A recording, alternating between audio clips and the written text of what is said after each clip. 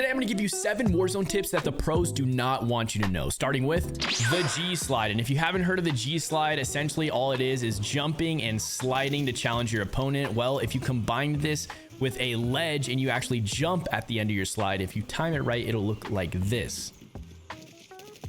Which, as you can see, I can get a crazy amount of distance all while sliding and jumping in the air. And this is what it looks like from your enemy's POV.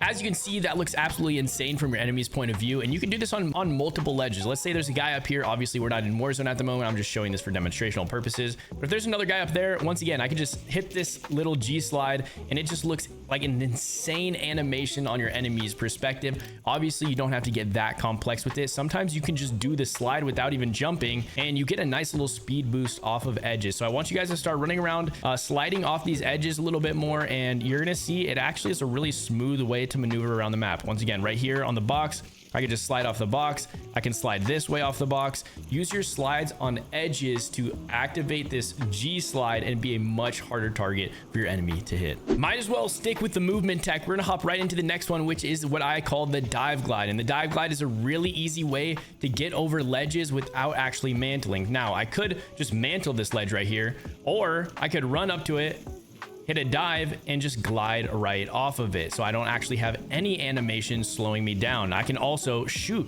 directly off this ledge. If you time it correctly, you can hit the dive glide and you can be ready with your gun up, ready to shoot, rather than just running and jumping over here. Also, to combine both of these, this is kind of how I would fly around the map. I would use my dive glide over here. Maybe I'd hit a G slide off that little box, and you can come around the corner, hit another G slide in the open over here, and you're gonna start to see how these things compare together. I can hit the dive glide on pretty much any ledge. How you want to do it is pretty much dive, then hit the edge right on the corner. And if you need to look back a little bit to the edge, that sometimes does help. So what I'll do is I'll kind of like look backwards. I'll go over here, I'll hit my dive right there. Obviously, you got to have your settings dialed in. This is a much more advanced movement tactic, but it all helps your flow around big map or even on Rebirth Island. And once again, your whole goal is to be a harder target for your enemy to hit. So let's say there's somebody chasing me from behind. They got me like a few shots. They got me really low. They broke all my plates. Instead of just jumping up here and mantling over, I'm a very easy target to hit as I jump over this edge. I'm just going to hit a nice little dive glide,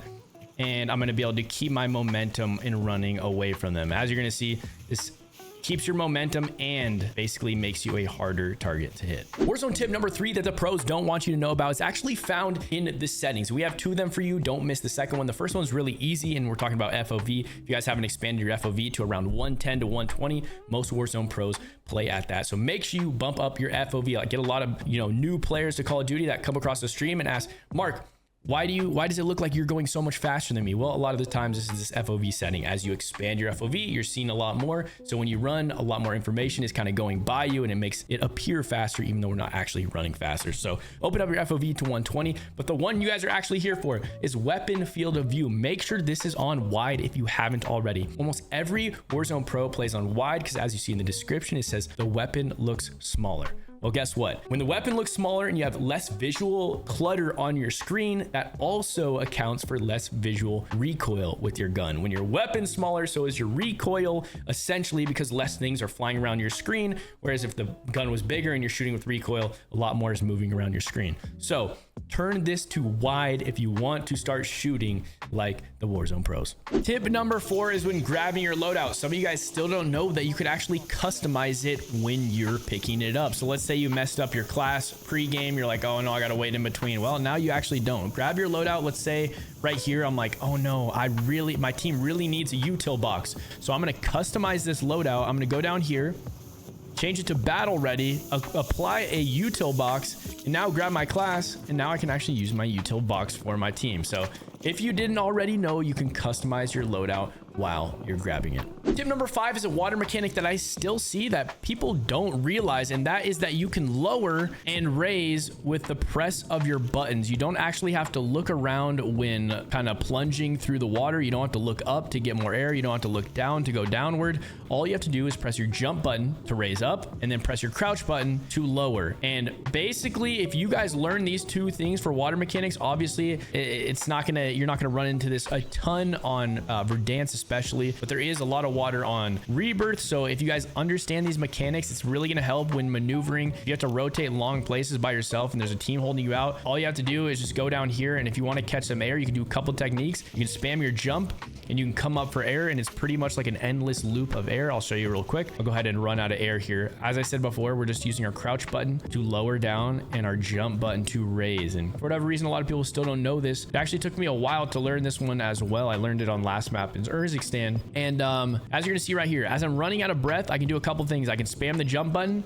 I can catch air, and it's going to give you this little like dolphin looking effect, which you're really hard to hit jumping out of the water like that. Or you can kind of just pop back up here using your jump button, then pop right back down. Pop back up using your jump button, then pop right back down. And you don't even have to jump really.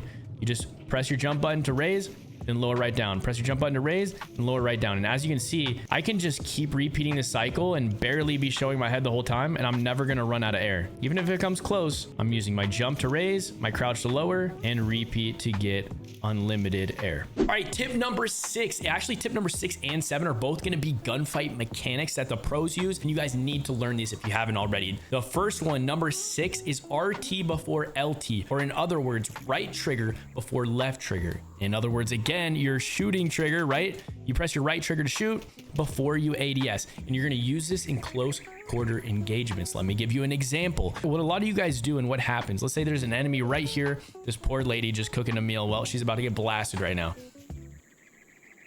Never mind. Okay, so we're gonna pop around this corner, and instead of coming in the ADS, which she could just break my camera, she could break left, she could break right, we're gonna come in and use our RT, or our reaction trigger. I want you guys to think of your RT, or your right trigger, and replace that in your head with reaction trigger, because as soon as you see the enemy, you're pressing that. That's your reaction. I don't want your reaction to be ADS. it's too slow in these close quarter engagements. So I'm gonna fly in rather than coming in here in ADS where she could break my camera. I know she's around this corner to the left somewhere. I'm gonna fly in and start getting shots off with my right trigger, my reaction trigger. You're gonna get gunshots off much faster than before, and I promise you guys, if you implement this in your close quarter engagements, it's going to change the game for you. Our final tip for the video, if you made it this far, thank you so much for being here. If you want to see me implement these tips live, we're live every single night. Kick.com/MarkClarkk. Would love to have you guys over. We are currently top 250 in Warzone ranked. Would love to have you guys come in, ask some questions, vibe with our awesome community. Hopefully you guys join us over on Kick. But to get into our last tip here, tip number 7 is jump for headshots. Jump for headshots. And I know that sounds so simple, but a lot of the times what happens is you guys get into these engagements and your centering ends up a little bit too low, which happens to me all the time by accident. It's not on purpose, but you know, you're getting a lot of stuff's going on. Then you slide around this corner and oh no, my centering is too low. You're gonna fix that by simply jumping in your gunfight. So what that would look like, I would come around this corner. Oh no, my centering is too low.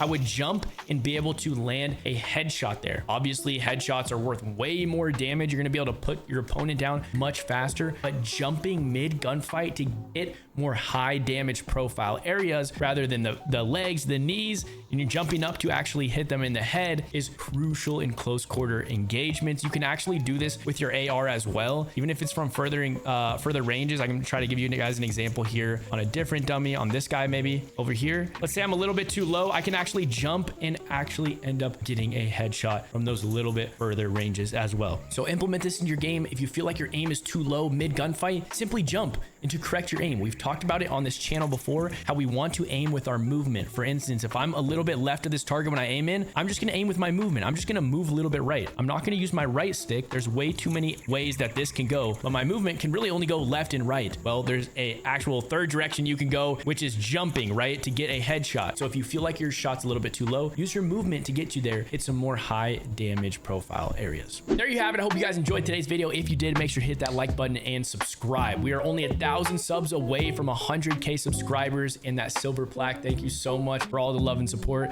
I appreciate each and every one of you guys. Also, leave me a comment down below if you guys like the video or if you guys have any questions. I try to respond to each and every person. So once again, thanks for love and support. Check us out live, kick.com/MarkClarkk, live there every single night. But Sunday, would love to have you guys by. And until next time, make sure you check out this video right here.